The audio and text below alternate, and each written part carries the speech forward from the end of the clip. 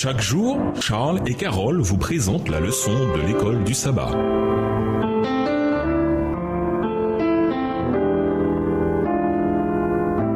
Bienvenue dans votre émission Dieu nous parle. Nous voilà la leçon de mercredi.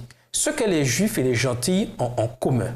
Dans Romains 1, Paul évoquait spécifiquement les péchés des gentils, les païens, ceux qui avaient perdu Dieu de vue depuis longtemps et qui étaient ainsi tombés dans les pratiques les plus dégradantes. Mais il n'allait pas laisser son propre peuple, ses propres compatriotes, s'en tirer à si bon compte. Malgré tous les avantages qu'ils avaient reçus, Romains 3, versets 1 et 2, eux aussi étaient des pécheurs, condamnés par la loi de Dieu et dépendants de la grâce salvatrice de Christ. En ce sens, au sens d'être pécheur, d'avoir violé la loi de Dieu et d'avoir besoin de la grâce divine pour le salut, les Juifs et les gentils sont égaux. Lisons Romains 2, les versets 1 à 3 et les versets 17 à 24. Contre quoi Paul met-il en garde ici? Quel message, nous tous, juifs ou non-juifs, devrions-nous retirer de cet avertissement? Romains 2, les versets 1 à 3 et 17 à 24. Ô homme, qui que tu sois, toi qui juges, tu es donc inexcusable, car en jugeant les autres, tu te condamnes toi-même, puisque toi qui juges, tu fais les mêmes choses. Nous savons en effet que le jugement de Dieu contre ceux qui commettent de telles choses est selon la vérité. Et penses-tu, ô homme, qui juge ceux qui commettent de telles choses et qui les fait, que tu échapperas au jugement de Dieu? Versets 17 à 24.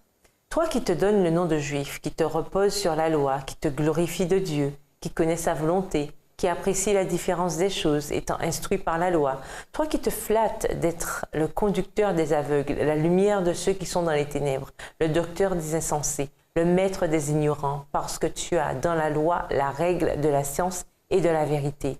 Toi donc, qui enseignes les autres, tu ne t'enseignes pas toi-même.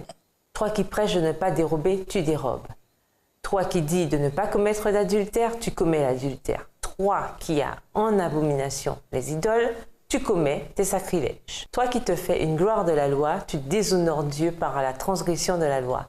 Car le nom de Dieu est à cause de vous blasphémer parmi les païens, comme cela est écrit. Après que l'apôtre a montré que tous les païens sont pécheurs, il montre également d'une manière spéciale et des plus emphatiques que les Juifs vivent dans le péché.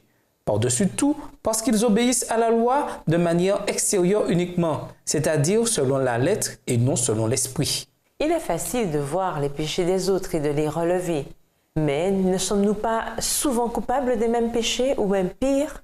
Le problème est que, dans ce cas, nous avons tendance à fermer les yeux ou nous concluons que les autres sont bien mauvais comparés à nous. Paul refuse tout cela.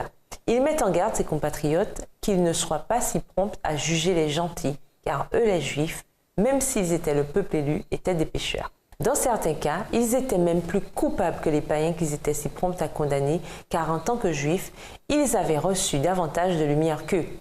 Dans tout cela, l'idée de Paul est qu'aucun de nous n'est juste, aucun de nous ne satisfait au standard divin, aucun de nous n'est intrinsèquement bon ou intrinsèquement saint. Juifs ou gentils, hommes ou femmes, riches ou pauvres, craignant ou rejetant Dieu, nous sommes tous condamnés. Et s'il n'y avait pas la grâce de Dieu, telle qu'elle est révélée dans l'Évangile, personne n'aurait aucun espoir. Vous arrive-t-il souvent de condamner d'autres personnes, même en pensée seulement pour des choses dont vous êtes vous-même coupable? En tenant compte de ce que Paul a écrit ici, comment pouvez-vous changer? Et nous vous laissons avec la question du jour. Est-ce que je renonce à moi-même chaque jour et permets à Dieu de vivre en moi? Au revoir. Et à demain si Dieu veut. Dieu nous parle.